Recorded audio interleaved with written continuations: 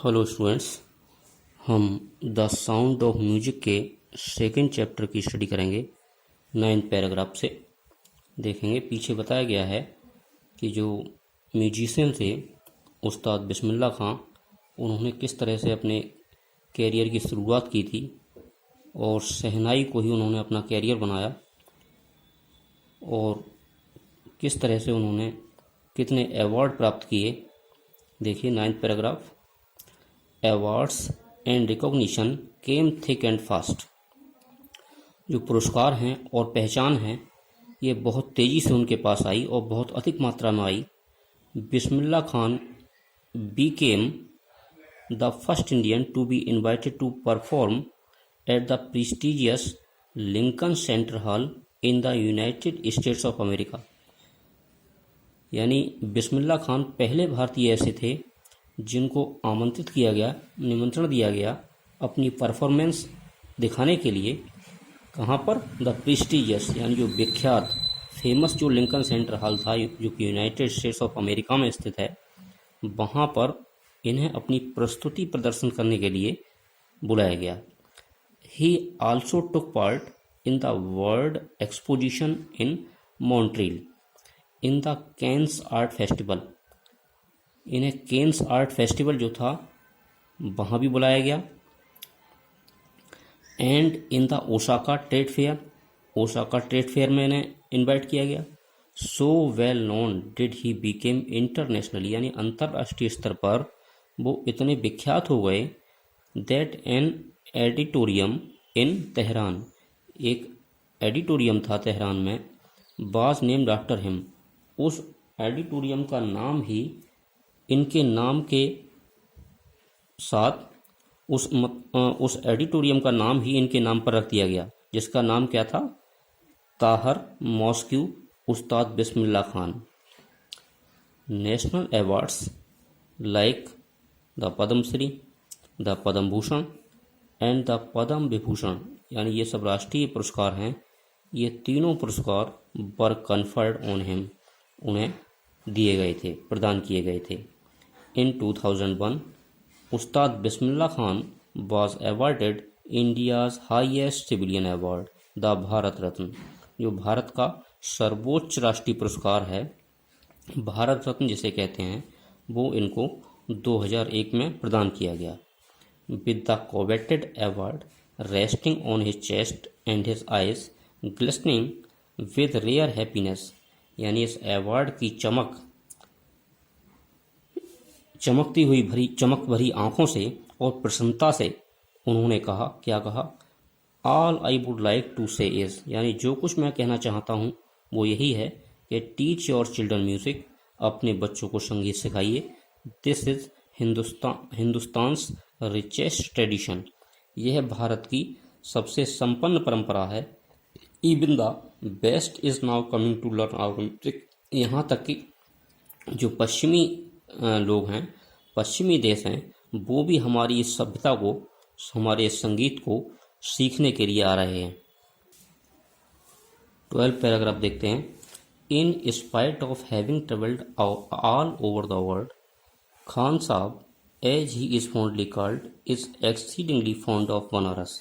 देखिए, यद्यपि in spite of के बावजूद, having travelled all over the world, पूरी दुनिया की यात्रा करने के बावजूद भी खान साहब as he fondly said called, जैसा कि उन्हें प्यार में लोग कहा करते थे, खान साहब इज एक्सीडिंगली फॉन्ड, उन्हें बहुत ज़्यादा पसंद था, बहुत ज़्यादा प्रिय था, क्या? बनारस, यानी बनारस को बहुत प्यार करते थे। एंड डुमराव, और दूसरी जगह क्या थी? Dumraon. And they remain for him the most wonderful towns of the world, और ये दोनों ही टाउन उनके लिए सबसे ज़्यादा वंडरफुल यानी अद्भुत शहर रहे इस दुनिया में। A sudden of his once wanted him to heed a shehnai school in the USA, उनका एक स्टूडेंट जो था वो क्या चाहता था कि खान साहब वहाँ एक शहनाई स्कूल खोलें। कहाँ पर? USA में। एंड द स्टूडेंट प्रोमिस्ड, और उस स्टूडेंट ने प्रॉमिस किया, वायदा किया खान साहब से, काय के लिए? to recreate the atmosphere of Banaras by replicating the temples there। कि बिल्कुल जैसा एटमॉस्फेयर जैसा वातावरण बनारस में है, ठीक है, बिल्कुल उसी प्रकार का वातावरण वो यूएसए में उस स्थान पर क्रिएट कर देगा, टेम्पल्स यानी मंदिरों का निर्माण करके।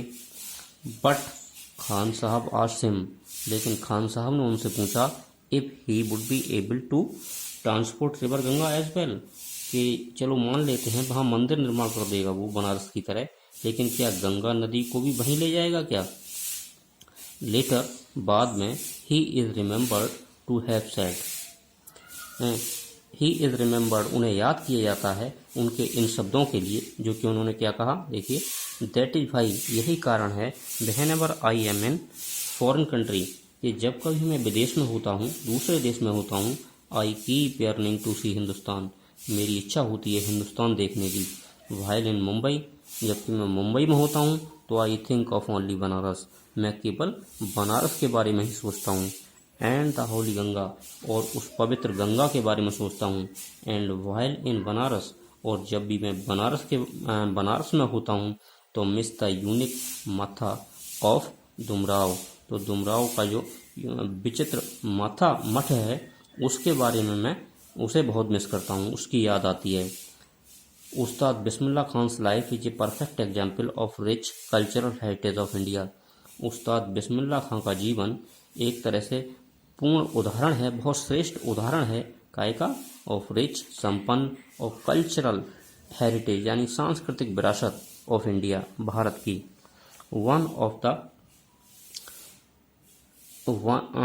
वन दैट एफर्टलेसली एक्सेप्ट्स, एक चीज़ बहुत सामान्य रूप से ये स्वीकार की जाती है, that a devout Muslim like him can very naturally play the shehnai, यानी डेवोट मुस्लिम, रिलीजियस यानी धार्मिक प्रवृत्ति का जो मुस्लिम है, लाइक हिम, उनकी तरह, कैन वेरी नेचुरली, बहुत स्वाभाविक रूप से, प्ले, बजा सकता है, द शहनाई, क्या बजा सकता है, शहनाई, एवरी मॉर्निंग, हर सुबह, कहाँ पर, in the Kashi Vishwanath temple, है बनारस का जो काशी विश्वनाथ टेम्पल है, मंदिर है, उसमें।